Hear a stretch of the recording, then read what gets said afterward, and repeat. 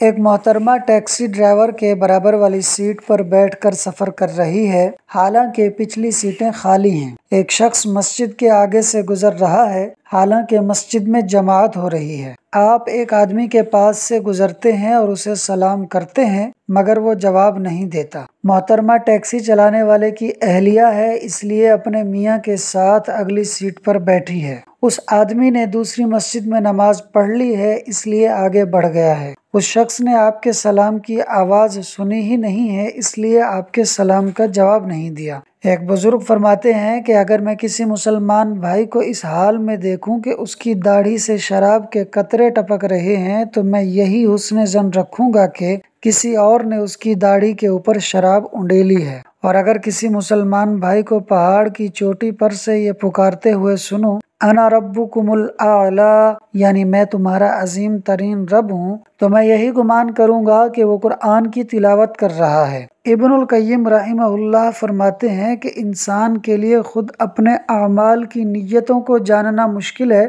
اور وہ دوسروں کی نیتوں کے بارے میں فیصلے صادر کرتا پھرتا ہے۔ اکثر ہم معاملے کے صرف ایک رخ کو دیکھتے ہیں، اگر دوسرے رخ کو ہم مثبت لے لیں تو لوگوں کے ساتھ زیادتی اور ان کی حق تلفی نہ ہو۔ دوسروں سے متعلق ہمیشہ نیک گمان رکھیں تاکہ خامخواہ کی بدگمانی کے گناہ سے بچ سکیں۔ ہم اللہ تعالیٰ سے دعا کرتے ہیں کہ وہ ہمیں اچھا گمان کرنے اور بدگمانی سے بچنے والا بنائے، آمین۔ پیارے دوستو، ویڈیو کو اینڈ تک دیکھنے کا شکریہ۔ ویڈیو کو لائک اور شیئر کر دیں اور چینل کو ضرور سبسکرائب کر دیں۔ چینل کا نام ہے فاز سنو 4296۔